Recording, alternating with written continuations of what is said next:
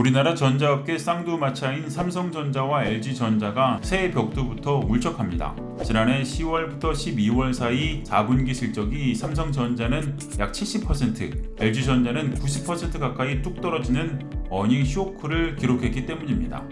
실적만 갖고도 소갈이가 심할 것 같은데 지금 두 회사는 서로 신경전을 벌이느라 M1 전력만 낭비하고 있는 그런 상황입니다. 그거 아셨나요? 두 회사가 원래 절친이었고 심지어 사돈 사이였다는 사실. LG 베스트샵이 최근 삼성전자 드럼 세탁기 리콜 사태와 관련한 기사를 입간판으로 제작해 각 매장에 설치한 일이 벌어졌습니다. LG 베스트샵은 LG전자의 가전 전문 유통회사인데요. 지난해 8월 삼성전자의 일부 드럼 세탁기 모델에서 도어 강화 유리가 터졌던 사건을 저격 마케팅에 사용한 겁니다. LG전자가 왜 이러나 싶지만 삼성전자도 마냥 떳떳한 건 아닙니다. 삼성전자는 2년 전 두 회사의 의류관리기 누수를 비교하는 자체 실험 영상을 삼성의 디지털 프라자 매장 모니터에 내보낸 적이 있기 때문입니다.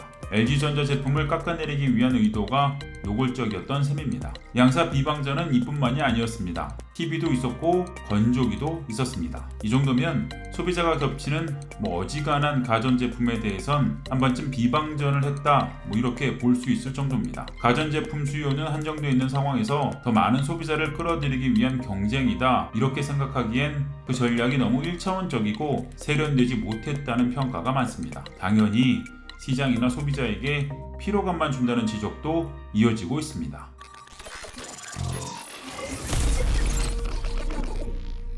이렇게 본다면 삼성전자와 LG전자 간 신경전이 보통이 아닌데 예전에도 이런 모습이었을까요? 시장만 본다면 오히려 반대였습니다. 삼성그룹 창업주 이병철 회장과 LG그룹 전신인 럭키금성그룹 창업주 구인회 회장은 어린 시절 보통학교 절친이었습니다. 구인회 회장이 이병철 회장보다 3살 많았지만 편입 등의 과정으로 3학년 때 같은 반 친구로 사이좋게 지냈다고 합니다. 그렇게 인연을 이어온 두 사람은 이병철 회장의 차녀 이수키 씨가 구인회 회장의 셋째 아들 부자학 아워홈 회장과 결혼하면서 사돈 관계로까지 발전을 했습니다. 하지만 이병철 회장이 지난 1969년 삼성전자 전신인 삼성전자공업을 설립하면서 관계가 틀어졌습니다. 당시만 하더라도 삼성그룹은 비료와 조미료, 설탕과 모직 등의 사업을 벌였고 LG그룹은 화학과 전자 등이 주력이었는데요. 구인회 회장은 이병철 회장의 전자산업 진출이 자신의 영역을 침범했다고 여겼던 겁니다. 두 기업 간 경쟁의식은 이때부터 시작이 된 걸까요?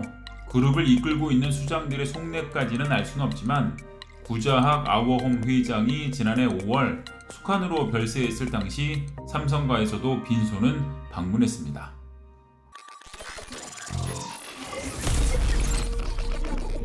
회사 제품이나 서비스에 대한 비교 광고가 활성화되기 시작한 시기는 지난 2000년대 초반부터입니다. 정확히는 공정거래위원회가 비교 표시 광고에 관한 심사 지침을 2001년 9월부터 시행하면서 그 뒤로 활성화됐다고 볼 수 있습니다. 다만 삼성전자나 LG전자 같은 대기업의 이 노골적인 비방 광고는 흔하지 않았던 모습입니다. 지난 2013년 금호타이어가 내놓은 TV 광고를 보면 한국에 없던 새로운 생각이라는 카피 문구를 볼 수 있었습니다. 노골적이지는 않지만 당시 기준 타이어 시장 점유율 1위를 차지하고 있던 한국타이어를 떠올리게 합니다. 제품 경쟁이 치열한 숙취 해소 음료 시장에서도 비교 광고가 있었습니다. 지난 2001년 말 종근당이 땡큐라는 제품을 내놓으면서 연말 컨디션 안 좋으세요? 땡큐로 시작하세요 라는 카피로 인쇄 광고를 했던 겁니다. 문맥상 컨디션이 몸 상태인 것은 맞지만 누가 봐도 CJ제일제당의 컨디션을 겨냥한 전략이었죠. 당시에도 비교 광고에 대한 찬반 여론이 적지는 않았습니다.